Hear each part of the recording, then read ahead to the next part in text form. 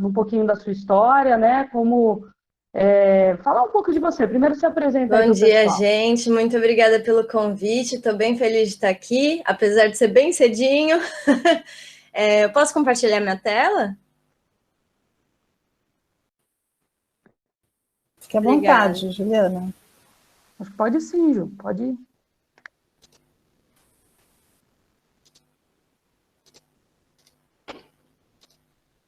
Tá dando para ver aí? Não. Agora foi, né? Agora foi. Ok, então vamos lá. Meu nome é Juliana, nasci em São Paulo, cresci no Butantã e me formei em comunicação social, então aqui sou eu exercendo a minha profissão nos primeiros anos depois que eu me formei. Eu sou bailarina clássica, então estou aqui dançando. E importante dizer, eu sou forrozeira, danço forró aqui em Tóquio, tenho um grupo a gente faz assim um forró no parque, é um dos projetos que eu faço aqui no Japão. Eu sou professora de inglês aqui, então eu me formei em comunicação, depois me afastei da área um pouco, e aí fui trabalhar com evento, mas estava sempre trabalhando com criança. E aí, quando chegou assim um determinado momento aqui do Japão, primeiro eu trabalhei em fábrica, e foi horrível, foi bem difícil, mas aí depois acho que foi importante esse processo, porque aí eu percebi o quanto eu estava sentindo falta de trabalhar com criança. E aí eu comecei a trabalhar com criança aqui no Japão. Hoje eu sou coordenadora pedagógica de uma das escolas. E aí eu também tenho esse projeto do Forró no Parque, que eu dou junto com meu marido, dou aula de forró para japoneses e estrangeiros no geral. E é bem legal, assim, a gente acaba escutando várias histórias, porque a cultura do Brasil é muito aberta e a do Japão é completamente oposta, né? Bem fechada, as pessoas são bem reservadas. Então, isso é muito bacana de ver, porque quando eles se juntam para dançar forró, você vê uma transformação do japonês, e é muito legal, assim. Eu estou no Japão há 4 anos. Aí, esse aqui é meu marido, com quem eu vim pela primeira vez, né? E aí são um pouquinho dos passeios que eu fiz pelo Japão. A maioria das fotos é de Tóquio mesmo. Eu moro na região de Yokohama, fica encostadinho com Tóquio. É como se fosse, tipo, Guarulhos, São Paulo, assim, sabe? E meu primeiro boneco de neve, da primeira vez que eu vi neve. Eu acho que em 4 anos de Japão tem bastante história para contar. E agora eu estou fazendo um mestrado na Universidade Soka do Japão. Se chama o mestrado de Estudos Internacionais da Paz. Esse aqui é o fundador, é o Daisaku Ikeda. Ele é líder de uma organização budista e ele fundou essa universidade baseada nos princípios budistas. E ele é uma pessoa, assim, super admirável, é muito legal a filosofia dele. E ele aplicou toda essa filosofia dentro dos princípios da universidade. Essa aqui é a minha turma, eu comecei esse mestrado esse ano, então, na verdade, eu não conheço ninguém pessoalmente, está sendo tudo 100% online, mas a minha turma é bem, bem unida. Tem gente na minha turma da Índia, das Filipinas, dos Estados Unidos, do Brasil, eu e mais uma outra menina, da Malásia, Camboja, do Japão. Então, é uma sala bem diversa, assim, e essa experiência de troca de culturas é muito rica e muito legal. Por incentivo dos meus professores, agora nas minhas férias do mestrado, eu fiz esse curso de férias da Harvard em educação, e eu estou escrevendo a minha tese sobre educação também. Então, acho que o fato de eu ter trabalhado em fábrica acabou me direcionando para a área que eu sempre quis trabalhar, que foi a área da educação. Então, por enquanto é isso. Deixa eu ver, peraí. Como? Deixa eu ver. Pode me perguntando mais coisa aí. Saiu, né? Beleza. Saiu da pre... Ah, tá. Saiu. Ufa, hein? Só isso, né? Agora você comentou que está online, mal conhece seus colegas, é a realidade de muita gente, né? Eu entrei na escola esse ano e teve os alunos novos também tiveram um pouco de interação, né? Infelizmente, é a realidade do mundo todo, né? Do Brasil até o Sim, Japão. não tem o que fazer. Bom, eu queria que você comentasse. Infelizmente. Agora eu queria que você comentasse um pouquinho com a gente como que foi a sua mudança do Brasil para o Japão. Bom, então, assim, quando eu cheguei aqui no Japão, bom, eu conheci o meu marido há 5 anos atrás. A gente começou a namorar e ele já estava com a viagem marcada para vir para cá. E aí fiz uma loucurinha de amor, assim, e acabei vindo junto com ele. Ele veio um pouco antes de mim e depois eu vim. A gente fez a troca do meu visto. E para vir para cá foi um processo bem intenso, assim, porque eu acabei tendo que vender tudo, porque o Japão é um país bem caro, e como é do exato oposto lado do planeta, a viagem é muito longa, a passagem é muito cara, então eu tive que, assim, vender tudo que eu tinha e mais um pouco para conseguir chegar aqui. E quando eu cheguei, eu tive que trabalhar em fábrica. Eu trabalhei quase, acho que 10 meses em fábrica, na Sony, montando celular. E foi uma experiência muito doida, assim, porque eu odiei, foi horrível, mas eu aprendi um monte de coisa, assim. Nossa, foi, assim, eu acho que foi enriquecedor, porque eu consegui conhecer muitas outras culturas, eu consegui entender na prática como funciona a cultura da hierarquia japonesa, sabe? De respeitar os líderes, mesmo quando os líderes não sabem o que eles estão fazendo também. E isso foi uma experiência muito rica, assim. Mas foi bem estressante também, pensa, ficar 8 horas por dia de pé, fazendo o mesmo movimento, passando o celular para cá, aí montava um negocinho, passava o celular para o lado. Então foi uma fase bem estressante, assim. Mas hoje, ainda bem, eu consegui me estabilizar e estou trabalhando na minha área, estou feliz. Eu acho que o processo de troca de visto foi uma parte bem chatinha aqui do Japão. O Japão é bem rígido com o visto. Acho que é isso. O processo de começar no Japão foi esse. Ah, tá certo.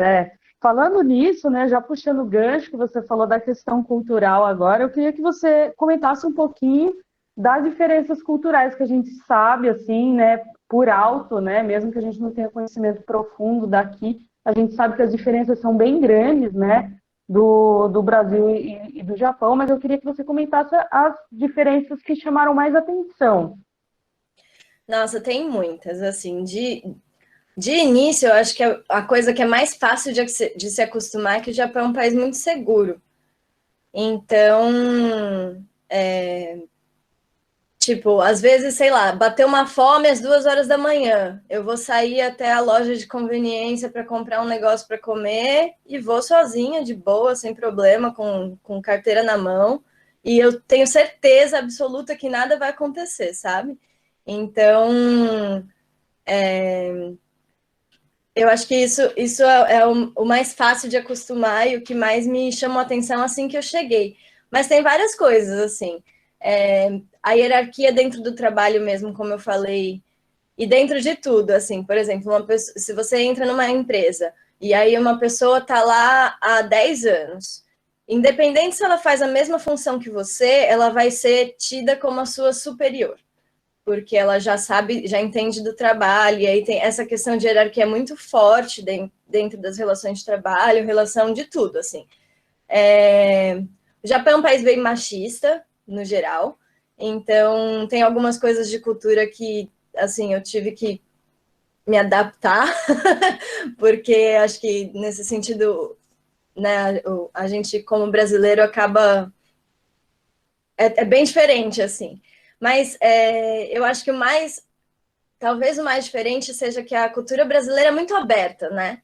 Então a gente abraça, a gente fala alto, a gente, enfim, faz amizade fácil, gosta de, tipo, fazer um social. E japonês, não. Na verdade, eu não sei dizer se eles não gostam ou se é o jeito que eles fazem o social que é diferente, sabe? Só que o japonês é muito mais fechado.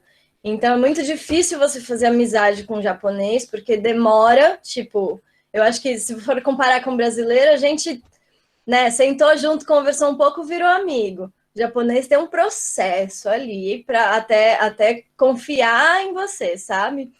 Então, eu acho que isso de ser muito mais fechado do que o brasileiro, acho que é o que ainda hoje é difícil para mim, mas, mas é isso. Acho que de diferença cultural é isso. Ah, tá certo. Bom, eu também queria falar um pouco dessas diferenças agora de outro setor, né? Não só cultural, como o Japão, ele também tem uma diferença enorme com o Brasil, que é o espaço, né? O Japão é muito menor que o Brasil e também tem muita defasagem de recursos naturais, que aqui no Brasil a gente não tem, né? A gente tem bastante recursos naturais e a gente esbanja, né? E a gente também tem muito espaço, né? E isso é muito diferente no Japão. Eu queria que você comentasse se houve uma dificuldade de adaptação, né, sobre essas questões, se foi tranquilo, se te marcou, como é que foi? Então, na verdade, eu moro aqui na região de Tóquio e em Tóquio as casas tendem a ser bem pequenininhas, bem apertadinho assim mesmo, a maioria, né?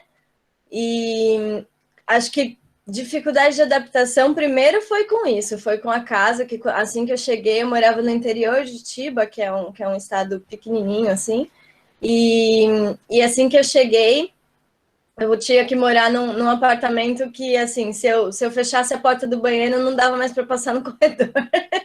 Então, tipo, ou a gente tinha que se revezar em casa. Se meu marido ia no banheiro, eu não podia ir para a cozinha, sabe? Era meio assim. Mas eu acho que outra coisa que reflete muito isso é o preço das coisas, né? Então, no Brasil, a gente compra fruta, legume, verdura muito variado e por um preço razoável, assim. E aqui no Japão é tudo bem caro.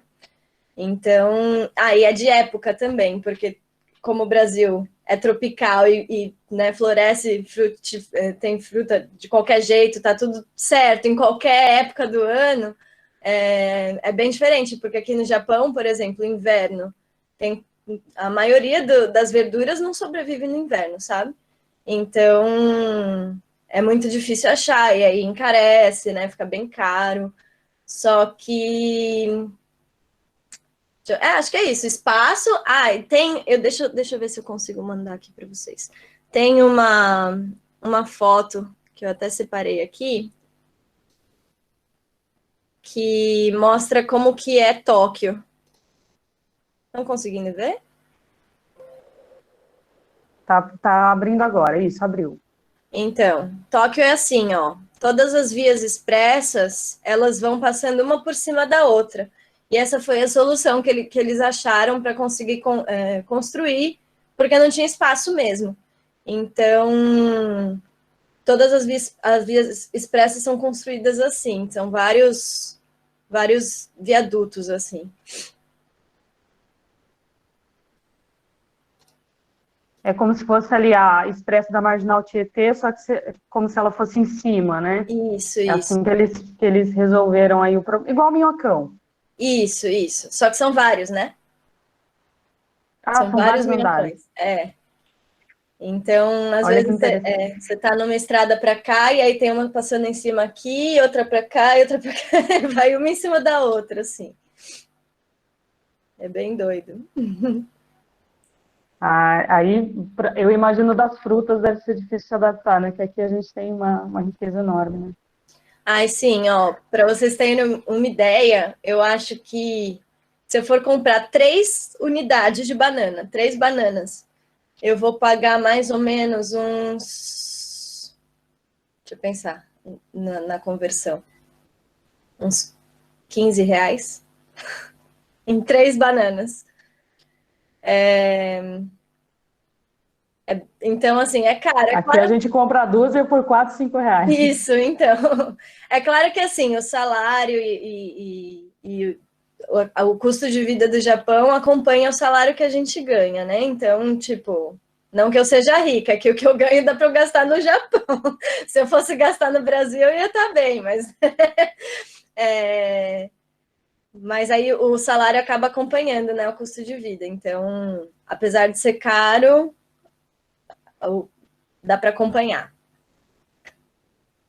Ah, legal, isso é muito interessante, né? As diferenças são tão grandes, né?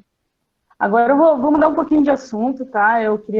A gente está fazendo esse evento com o pessoal de Ciências Humanas, então vou abordar um pouco de história, né? Só para dar uma pequena introdução, né? No final da Segunda Guerra Mundial, em 1945, houve um bombardeio, né, de uma bomba nuclear, duas, na verdade, né? Uma em Hiroshima e outra em Nagasaki, e deu fim, né, à Segunda Guerra Mundial, e foi uma bomba que foi atirada nas cidades que não tinham soldados, né? Então foi um evento muito triste, muito lamentável da história aí do Japão.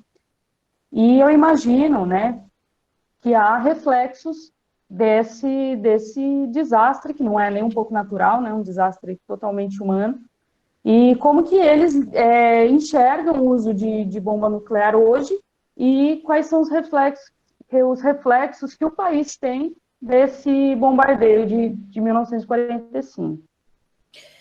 Bom, pela minha universidade, onde eu estou fazendo mestrado, eu conheci algumas pessoas e a gente fez alguns trabalhos sobre armas nucleares. Então, acho que o último trabalho que a gente fez em conjunto entre alunos brasileiros, e a gente contatou uma ONG aí no Brasil, que se chama Associação Hibakusha Brasil, que Hibakusha significa sobrevivente, são sobreviventes da bomba atômica que foram morar no Brasil, e tem 3 que falam ativamente contra a bomba atômica, e foi assim, a gente ouviu depoimentos fortíssimos e foi muito emocionante, assim. E aí eu fui atrás disso para estudar como é que era isso aqui no Japão, inclusive dentro da sala de aula mesmo. E eu fiquei muito surpresa, porque eu descobri que em Hiroshima e em Nagasaki, as pessoas, no geral, têm muito essa consciência do quanto a bomba atômica é ruim e quanto o país tinha que se comprometer a não produzir mais nada que seja nesse sentido, sabe? Até porque, assim, com a tecnologia que a gente tem hoje, se 2 países resolvem estourar uma bomba atômica, o mundo acabou, não tem mais mundo. Não é que vai cair numa cidade e tudo bem, acabou o mundo, não tem como, sabe? Então, e aí essas cidades que sofreram e ainda sofrem com isso, elas são muito ativas, inclusive tem museus, as prefeituras mesmo promovem eventos anuais para, inclusive, dar para as pessoas, tipo, ferramentas para. Eles pedem, assim, para os alunos que vão lá fazer conferência, você tem 1 ano para escrever qualquer projeto e a prefeitura de Nagasaki vai te financiar. Escreve um projeto para a gente ir contra as armas nucleares, vamos trabalhar junto. Então, então, assim, eles são bem ativos, mas eu fiquei muito surpresa de saber que a população de Tóquio é bem apática, e, tipo, eles não. A maioria das pessoas responde que nem sabe. Qual a sua opinião sobre armas nucleares? Não sei. Então, tipo, eu imagino que tenha muito por causa do poder político, e Tóquio é a capital, né? Então, tem muito do poder político acontece aqui. E o Japão é um dos países que sequer assinou o Tratado da ONU pela não proliferação das armas nucleares. Então, tipo, eu acho que tem a questão política, porque também, se eles assinam isso, eles vão estar indo contra os Estados Unidos, que é uma coisa complicada para o Japão, porque eles têm proteção dos Estados Unidos, mas nas cidades que sofreram bombardeio, eles são bem ativos contra as armas nucleares, sim. Mas são ativos, mas na ONU não assinaram o tratado, né? O país não assinou, né? Infelizmente. Bom, a gente falou um pouco da questão dos recursos naturais e também tem aí no Japão, né, bastante de desastres naturais, né?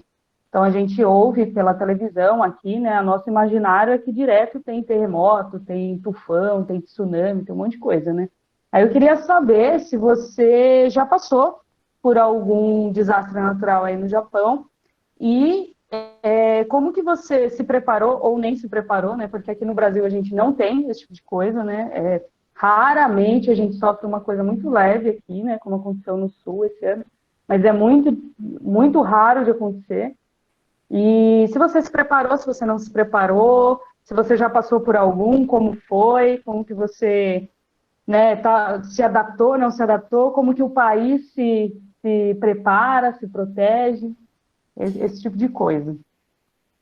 Então, eu acho que por ter muito terremoto aqui, porque assim, tem toda hora, tá? Eu já passei por vários e às vezes eu acho que a gente até acostuma, de verdade, porque de vez em quando você fica assim, até põe a mão assim na mesa e fala, será que eu que tô tonta ou tá tremendo?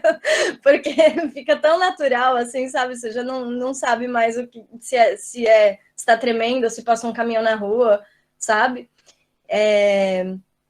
Mas eu acho que a estrutura das casas do Japão, dos prédios, de tudo, já é preparada para terremoto, né? Então, ele já tem uma certa mobilidade, tipo, as casas não são feitas de concreto, sabe? Tem a base de madeira e essas paredes aqui é de papel.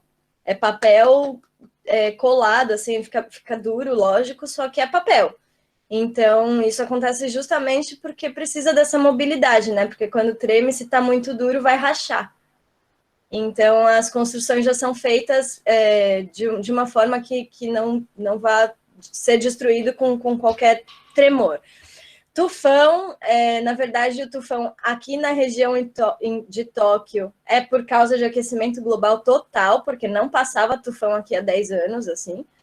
Só que agora todo ano passa, e passa assim, tipo uns 4, 5, 6, às vezes 10, aqui na região de Tóquio. Nas outras regiões, tipo Okinawa, que é a ilha separada do Japão, né, que fica mais para o sul, aí passa sempre, lá é rota de tufão. Aqui em Tóquio, de vez em quando. E aí tem até uma história engraçada, que teve uma vez que eu tava na estrada e tava passando um tufão, e aí tava com uns amigos de carro, e aí deu muito medo, porque aí, assim, o Japão tem um sistema de alarme, né? Então, eles tocam alarme no celular, quando tem algum sismo, alguma coisa assim, eles tocam alarme no celular, que é tipo para você ficar de olho, se alguma coisa acontecer, você vai para abrigo. Os abrigos geralmente são dentro de escolas públicas, eles têm um estoque de água dentro das escolas e tem membros da comunidade, assim, da escola que vai organizar, tipo, comprar miojo, comprar, né, separar cobertor, essas coisas. E dentro da escola tem, assim, estoque de colchonete e cobertor para as pessoas que acabam tendo que ir para abrigo. E eu não sabia disso. Eu sabia assim, se tiver um tremor muito grande, vai para a escola, tá, beleza.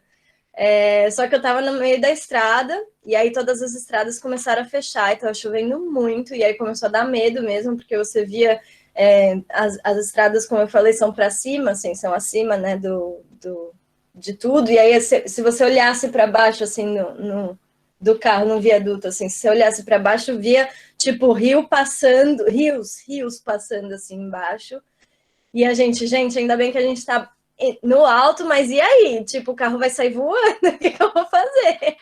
E aí a gente acabou encostando num abrigo, com orientação da polícia, né? Falou, não é para circular mais, entra no abrigo e espera passar. E a gente entrou no abrigo, e quando a gente entrou, tinha um monte de velhinhos, porque o Japão, né, é um país velho, tem um monte de velhinhos sentados, assim, nos colchonetes e tal. E eu estava justamente indo para um congresso de forró, que ia ser em outro estado, né, no estado onde tem mais brasileiro. E eu estava com outras pessoas do forró, e aí a gente falou, ai, esse abrigo tá muito desanimado, bora dançar um forrozinho? E a gente apresentou um forró para os japoneses, e eles adoraram, tem vídeo, eles, putz, se divertiram demais, assim, e foi muito legal, assim, foi engraçado a reação deles.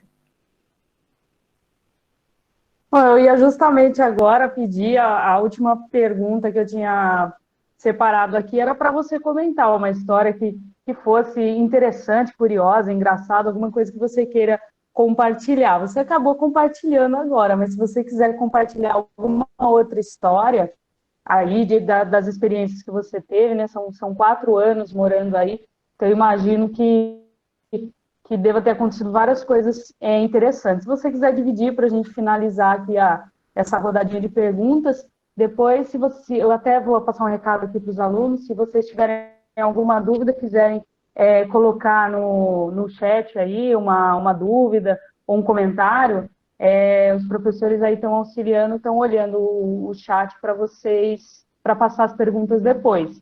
Então, Juliana, queria pedir isso para você finalizar contando uma história aí para gente. Olha, eu acho que pagar mico de idioma é uma coisa que eu ainda faço. O meu japonês assim, eu me viro bem, mas japonês é uma língua completamente diferente do português, né? Então, até assim, por exemplo, só dar um exemplo para vocês, existem 3 alfabetos só no japonês, sem contar no alfabeto que a gente usa em inglês e em português, sabe? Então, são 3 alfabetos diferentes. Então, a adaptação de idioma é sempre um mico. Assim, logo que eu cheguei, eu estava tentando aprender a todo custo, conversar com pessoas japonesas, e aí eu fui fazer uma aula de balé numa academia que tinha do lado de casa, mas eu não entendia nada que a professora estava falando. E aí ela me perguntou assim, como que é o clima do Brasil? É mais quente que aqui? Porque o verão daqui do Japão é bem quente, né? Aí ela perguntou, é mais quente o verão do Japão, do Brasil do que daqui? E aí eu pensei assim, falei, como é que eu vou explicar? Aí eu falei assim, kame em japonês é tartaruga e kaze é vento. E eu queria falar, eu acho que o verão do Brasil é mais fresco porque tem mais vento. E aí eu respondi para ela, eu acho que o verão do Brasil é mais fresco porque tem muita tartaruga. E ela ficou com uma cara de ué, assim. E aí ela, tartaruga? Então, tem muita tartaruga, e fiquei fazendo assim, que nem uma doida. Muita tartaruga, e aí acaba ficando mais fresco. Aí ela ficou assim, ah, tá bom. E eu acho que ela, sei lá, ficou meio assim. E aí depois, quando eu cheguei em casa, eu fui contar pro meu marido. E eu falei isso, mas ela não respondeu nada. Ela ficou com uma cara estranha, assim. Aí ele falou, é porque você falou que tinha muita tartaruga. Aí eu, tá, entendi.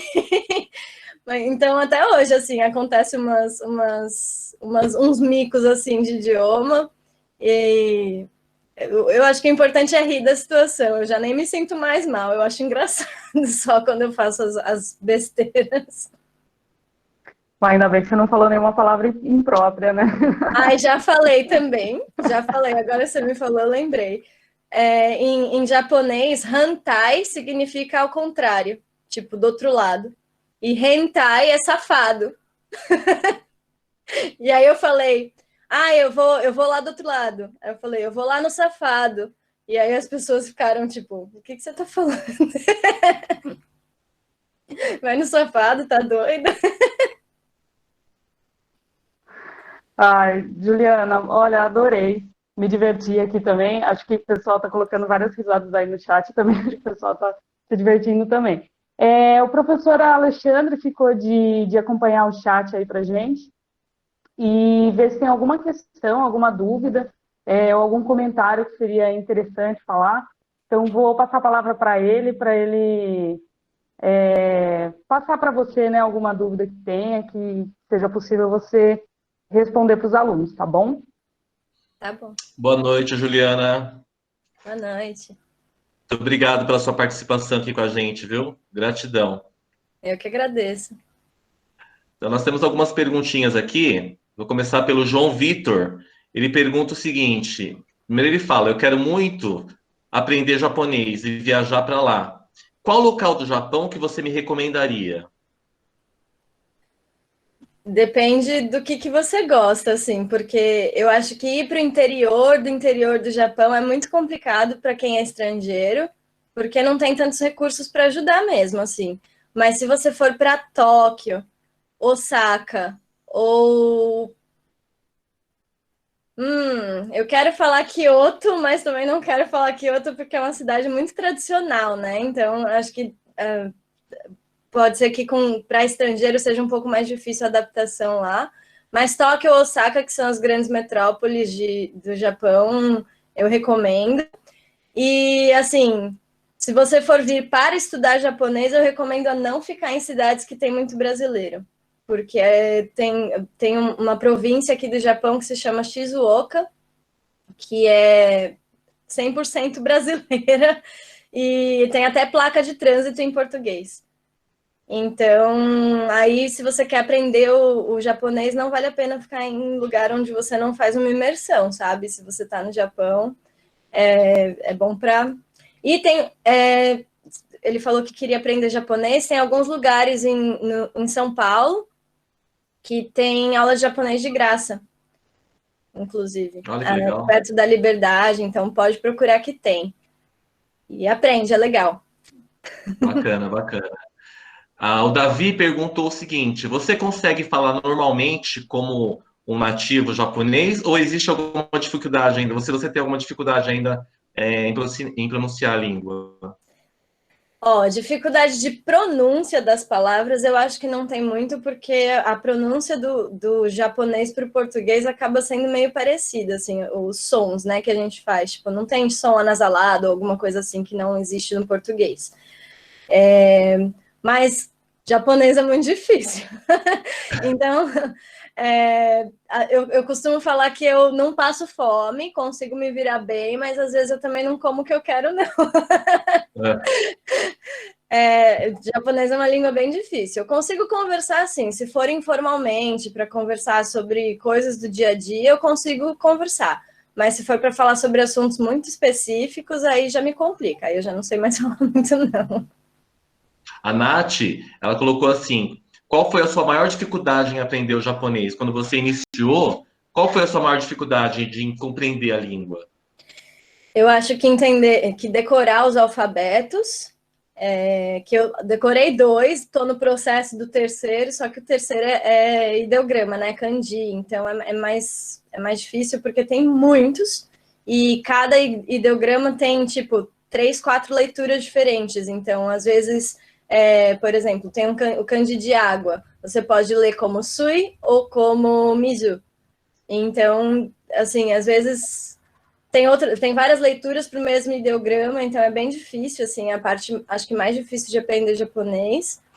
E para falar, sem ser para ler, que teve uma hora também que eu desisti um pouco do ideograma. Eu falei, não, eu vou focar em falar, em me virar, porque se eu for ficar focando em ler, eu vou demorar 5 anos para conseguir falar oi, assim. Então, eu decidi ir para a parte da fala, assim, e acho que também por causa da nossa cultura, o que foi mais difícil para mim foi acostumar com as formalidades. Então, por exemplo, você nunca vai chegar para uma pessoa na rua e falar em japonês assim, tipo só, com licença. Como a gente fala, licença, deixa eu te perguntar uma coisa. Porque o japonês tem um processo, sabe? Então, acho que isso também é difícil da questão cultural que envolve o idioma também. Então, você tem que com licença, boa tarde, posso ocupar o seu tempo, por favor, sabe, assim. Então, acho que isso até hoje, de vez em quando eu acho que, às vezes eu fico pensando, será que eu fui mal educada? Porque em português eu não teria sido, mas em japonês eu já não sei, sabe? Mas eu acho que como eu não aparento ser japonesa, eu tenho bem cara de estrangeira mesmo, aí eles meio que me dão uma colher de chá, assim, não ligam muito. Tá certo. Tem o aluno Átila, ele está perguntando o seguinte: se você tem essa informação, como os japoneses se sentem ao falar, ao comentar sobre as guerras que o país participou? Se você tem essa informação. Eu acho que é muito uma coisa assim, sabe? É muito natural para eles, o que é doido, assim. Eu acho que eles não é doido, assim. Se a gente for comparar com o Brasil, a gente fala da ditadura e de outras coisas que aconteceram no Brasil de uma forma meio natural, né? Eu acho que é a mesma coisa, tipo, aconteceu isso com o Japão. Ponto. E acho que, assim, a questão da guerra não está muito mais na realidade do brasileiro, do japonês, não é nenhuma coisa mais que é do cotidiano, da conversa deles, assim, sabe? Então, às vezes eles até sabem que aconteceu, mas acham que é muito coisa de muitos anos atrás e que não precisa mais se preocupar. O que eu acho que é, inclusive, um problema na questão das armas nucleares, sabe?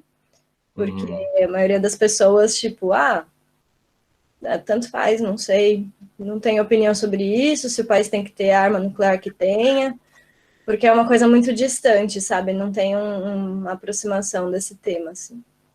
Certo. Mas essa é a impressão que eu tenho, né? Tá certo. O nosso vice-diretor, Fernando, ele está pedindo para você comentar um pouco sobre o custo de vida aí no Japão.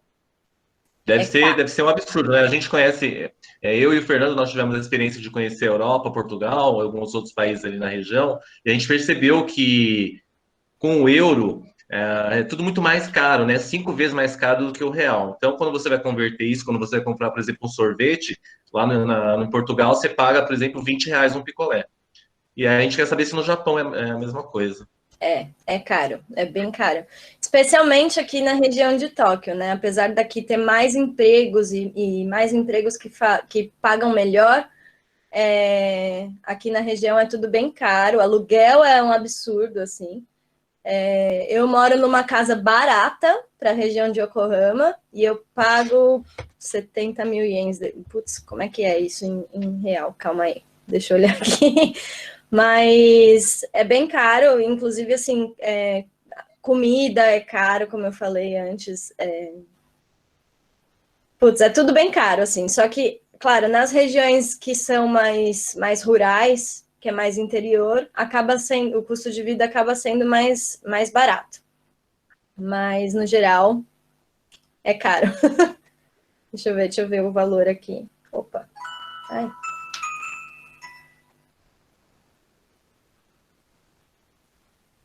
R$70 mil. Meu aluguel é dos mais baratos e eu pago, tipo, quase R$4.000. E da região é o mais barato que dá, sabe? Então, é bem caro. Ou seja, aqui no Brasil com R$ 4.000, você alugaria um apartamento gigante, né? Sim. Esse valor. É bem caro. Caríssimo, caríssimo. Mas é claro que, assim, se você está vindo visitar e vai usar, tipo assim, eu ganho dinheiro no Brasil, eu trabalho recebendo no Brasil e gasto aqui, aí é impossível, sabe? Aí você tem que ser rico mesmo. Mas aqui no Japão, o custo de vida acompanha o trabalho, né? Então, o trabalho paga proporcionalmente. Sim. Tem uma pergunta aqui da Júlia. Ela pergunta como foi para você se adaptar em Tóquio no começo? Foi difícil? Eu acho que Tóquio foi mais fácil do que quando eu morei em Chiba, que era no interior. Como eu tenho essa cara de estrangeira, quando eu morava em Chiba era doida, assim, porque em qualquer lugar que eu ia, as pessoas ficavam me olhando como se eu fosse um ET. Eu acho que também porque não tinha muito contato com estrangeiros, sabe?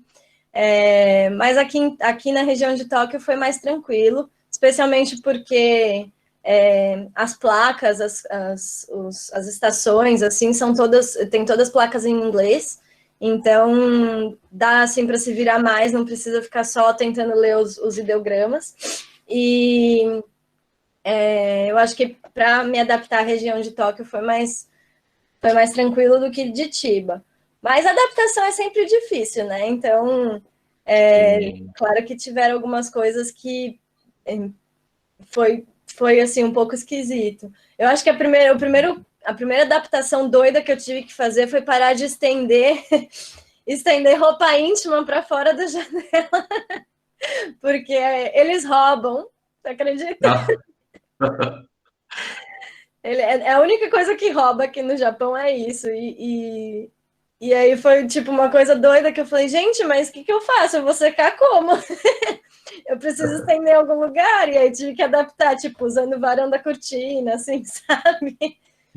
Mas o que é? Um fetiche, será? É fetiche, é. Doido, né?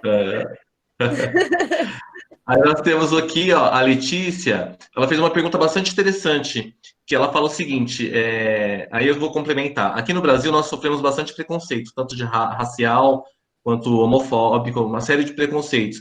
E ela está perguntando, aí no Japão, como é que os japoneses lidam com esse com preconceito? Se é que existe, acredito que deva existir, mas como é que vocês lidam aí com isso? Olha, tem muitas situações de racismo aqui e xenofobia, inclusive com estrangeiros. Eu já passei por algumas situações de, assim, o pessoal ficar me encarando dentro de loja para ver se eu não ia roubar nada, sabe? Tem algumas cidades que são menores e que tem bastante brasileiro que eu não sei se até onde é verdade, sabe? Porque aqui, na verdade, eles tocam música brasileira em tudo que é estabelecimento. Só que tem um mito aí de que eles tocam música brasileira quando tem brasileiro na loja, que é para os funcionários ficarem atentos, sabe? Então, tipo, não dá para falar que são todos japoneses que são racistas, óbvio que não.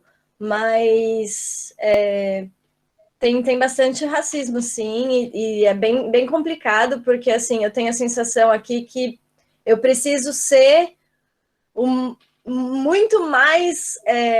Como fala? Desculpa, eu estou pensando em japonês. Eu preciso ser muito mais certinha, assim, do que qualquer japonês.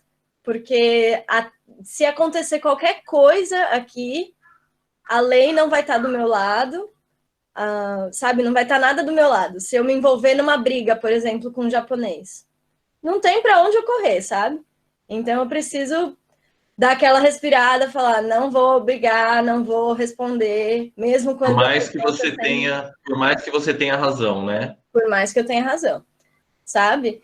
Então, por exemplo, tem até uma situação que uma amiga minha está passando aqui.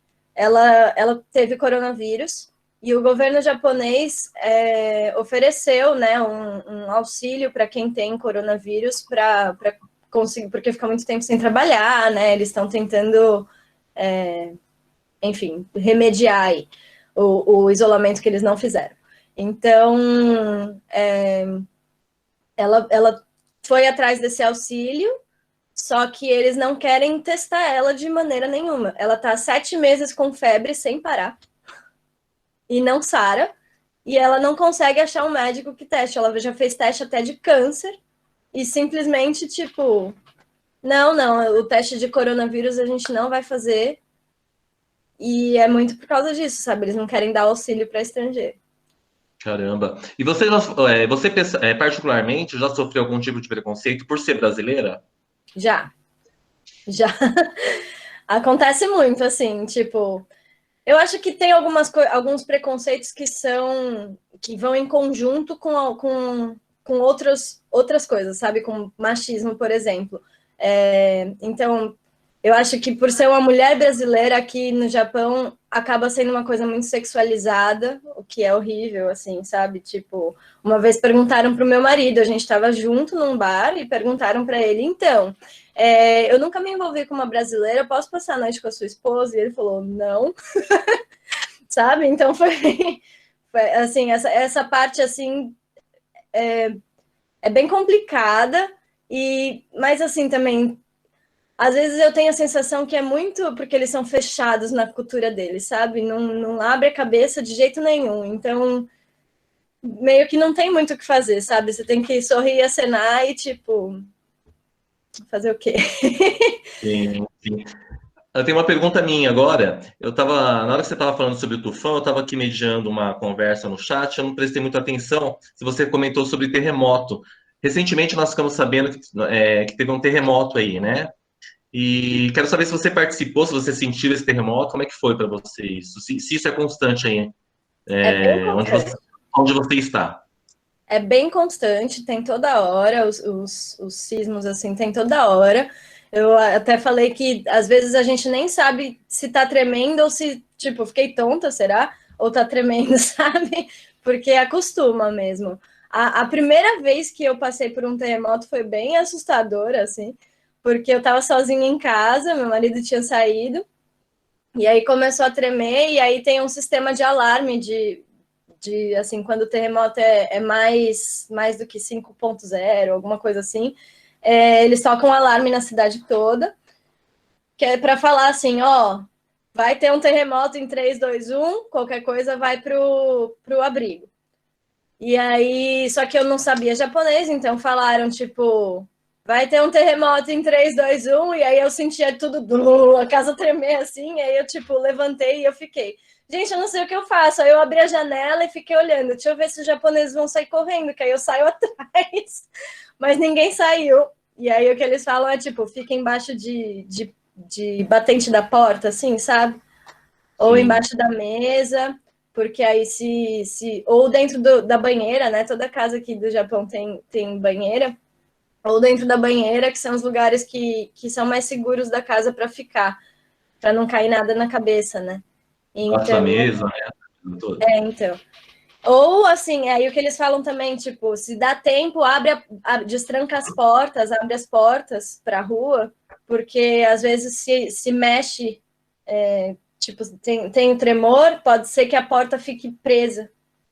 E aí você não consiga sair. Mas isso eu nunca passei por isso, porque acho que é quando o terremoto é, tipo, muito forte mesmo, como foi em 2011, né? 8 e poucos graus na escala Richter, né? Isso. Tá certo. Bom, aqui no chat nós não temos mais nenhuma pergunta. Se alguém tiver mais alguma pergunta para fazer, pode abrir o microfone e perguntar, ou escrever aqui no chat. Se não, Yasmin, é contigo. Posso fazer Eu uma queria pergunta? fazer. Peraí. Opa, desculpa. Perdão, Pedro. Prazer, professor Pedro, aqui. Aqui no Brasil, a gente tem um conhecimento muito grande da questão da cultura japonesa, né? A cultura pop, os desenhos, os quadrinhos, a molecada gosta, a molecada hoje adora, né? A questão do Naruto e toda a música japonesa, o estilo japonês. Como que é isso aí, essa cultura dos videogames, do quadrinho, da cultura japonesa, essa cultura pop japonesa? Eu acho que toda cidade, independente se a cidade não tem nem shopping, a cidade vai ter um game center, que é um centro de videogame aqui. Então, isso faz muito parte assim da cultura japonesa. Tipo, mesmo que você tenha, sei lá, 70 anos, você vai no game center para jogar com os amigos, sabe? Ou jogar patinco, que é tipo cassino, assim, jogo de azar. E aí eles jogam muito, assim, com questão, em relação aos animes, eles adoram mesmo, é uma coisa super presente dentro da cultura japonesa. Inclusive, eu sou professora, né? Eu dou aula para criança, e eu preciso ficar me atualizando sempre do que eles gostam para eu conseguir trazer para a aula de uma forma mais leve, sabe? Então, eu acabo aprendendo o nome de personagem, aprendendo o nome das coisas que eles gostam, e assim, é muito presente mesmo. Eu acho até que eles nem assistem tanto os desenhos que a gente no Brasil assistia, assim, sabe? Tipo, enfim, não tem desenhos que você fala, nossa, deve ter no mundo todo. Às vezes, tipo, até assiste, mas o negócio aqui é anime mesmo, assim, é muito forte a cultura do anime. E de ler mangá, assim, qualquer lugar que você vai aqui tem vendendo os quadrinhos, né? chama mangá. E eles leem, assim, de vez em quando você entra na loja de conveniência, tem um monte de gente em pé lendo mangá na loja, e eles põem de volta e vai embora, não compra, sabe? E é muito forte essa cultura, assim, de anime e mangá, é muito forte mesmo. O professor Ronaldo ia fazer uma pergunta, né, professor? Sim, eu ia fazer uma pergunta relacionada ao tema que o Alexandre fez, referente a terremoto mesmo. Eu queria que você me falasse, se vocês têm noção disso, da estrutura dos prédios, das molas. Eu queria que você falasse um pouquinho disso. Os prédios que são maiores em Tóquio, eles têm tipo uma mola, eu não sei explicar para vocês direito, mas é tipo uma mola dentro, assim, que aí quando o prédio balança, esse negócio, essa mola, não sei como é que é o nome. É como se fosse um amortecedor, né? Isso, ele amortece, né, principalmente os prédios que são mais altos. Mas as casas, assim, no geral, como eu falei, elas são, tipo, não são construídas com concreto. Então, se acontece qualquer sismo, qualquer terremoto, as paredes não vão rachar, por exemplo, porque as paredes são feitas de papel. Então, e a estrutura da casa de madeira, né? Eu não sei, nem sei se dá para ver aqui. Tem uma madeira ali em cima, que é uma das vigas da casa, e essa parede aqui é papel. Então, claro, não é só uma folha de papel, né? São várias, ela fica dura, só que as casas são construídas de uma forma assim para não ficar. Para não ser muito rígido, porque aí se tiver qualquer sismo, qualquer coisa assim, não vai cair. Muito obrigada, viu, Juliana, por tudo, pelas Obrigado. interações. Queria agradecer a todos que interagiram. Eu sei que deve ter um monte de dúvida e as pessoas devem até ter um pouco de vergonha de perguntar. Então, eu queria saber se você pode deixar seu e-mail para caso os alunos tenham algum tipo de dúvida que não foi esclarecida, eles podem entrar em contato com você através do seu e-mail. Sim, com certeza. Eu mando no chat, como que eu faço? Pode falar, pode falar. Meu e-mail é juliana.plateiro@gmail.com. Deixa eu escrever aqui, porque às vezes meu sobrenome dá confusão. Peraí, Plateiro.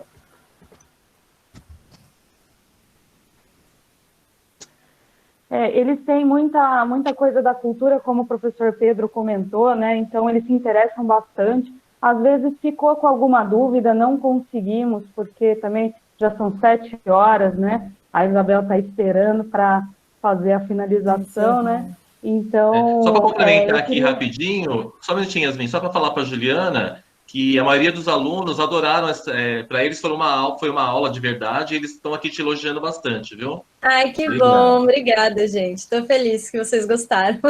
Pode mandar pergunta aí mesmo, vou ficar muito feliz de responder. E assim, curiosidades do Japão, qualquer coisa que vocês quiserem saber, pode mandar aí. Fico à disposição. Muito obrigada, viu, pela sua disponibilidade tão cedinho aí para você aí, né? Então, eu vou passar a palavra para a coordenadora, para a Isabel, para ela dar um encerramento para a gente e passar o link para os alunos responderem, né, para constar